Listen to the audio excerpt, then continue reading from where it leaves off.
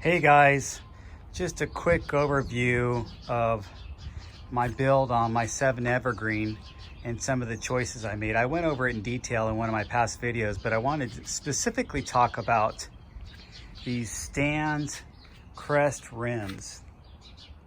So Stenz has been making tubeless rims for a while now, tubeless wheel sets, but I particularly only go with rims because, as you know, I like to lace my own hubs into my rims, and this one has this really nice wide industry hubs.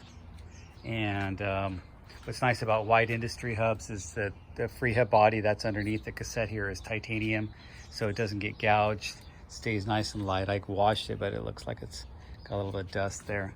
But anyway, back to the Stenz rims. I really like these. Are the Stenz MK3 ZTR rims, and what's nice about them is they, for one thing, these Crest are about the perfect size for 700 by 38 or 700 by 40C tires, and that seems to be the popular size for guys that want to do gravel but do a lot of time on the pavement getting to and from the gravel roads, or just do mostly hard packed gravel. You're not really doing the loose stuff.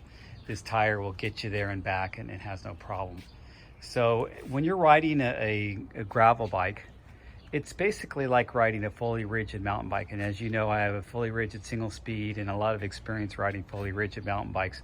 But the main difference on a gravel is, of course, you got smaller tires. So smaller tires, a little less volume. So every single bump and tiny rock in the road gets vibrated up to your bike. When you have a bike that has carbon rims, because you can see I got NV everything on here, NV stem, NV saddle, and C post. The handlebars are not NV, but they're carbon. I've got an NV fork. So, you know, people ask me a lot of times, why didn't I just go with the NV wheel set? And the main reason is I don't want a super stiff carbon wheel set.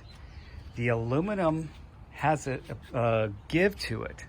So this is really thin aluminum, and it's shaped in a way that they have the hooks inside the bead here, so it really holds the tire in there firmly, because a lot of the carbon rims have no they're hookless design. This still has the hook and bead tire design, so it really locks the tires in there. But then, you know, you have it built up, and I have all my wheels made by the same guy.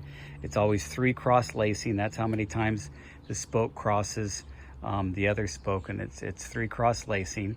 So it'd be 1, 2, and then 3 is down at the hub. So it's a 3 cross lacing spoking pattern. I always have brass nipples. He goes with the longer brass nipples. There's a little bit of give in the nipples too, and then the aluminums tend to corrode and get worn out easier than the brass. And so I have it, and I use, these are the DT Swiss, the Super Comp spokes. So they're kind of thin in the middle, and they're butted and go a little bit wider on the outside. So that combination of the butted spokes, 3 cross lacing, and the aluminum rim gives this wheel a little bit of give. And if you've ever looked at slow motion videos of guys when they jump off stuff on their bikes, it's amazing how much flex that wheel has, and it kind of has a give, and it actually compresses and springs back a little bit. So that spring back and that give in your wheel makes for a more comfortable ride. And obviously I went all out, and I got a really nice frame to get that comfortable ride. And the guys at 7, I really love 7. The guys at 7, they custom designed this frame around my needs, which I wanted something that was more on the forgiving side, and something that's going to take up the shock and be comfortable for long rides, and capable of having lots of room for big tires. Look at, I've got plenty of clearance there, and I'm a little bit over the back tire, and that's what I wanted. The seat tube is not too steep a little bit on the slacker side, so I'm a little bit over the back tire. And then the head tube is not too slack, kind of steep. So the only problem with this design is there's a little bit of toe over, but that doesn't bother me because I'm not really going on single track and making tight turns with this bike, so I don't really care about that. And I've been riding long enough that it's never affected me. So anyway, there you go. And that's my explanation of going with aluminum rims. The next aluminum rim I'm probably gonna try is these super soft velocity rims that I have on my other bike.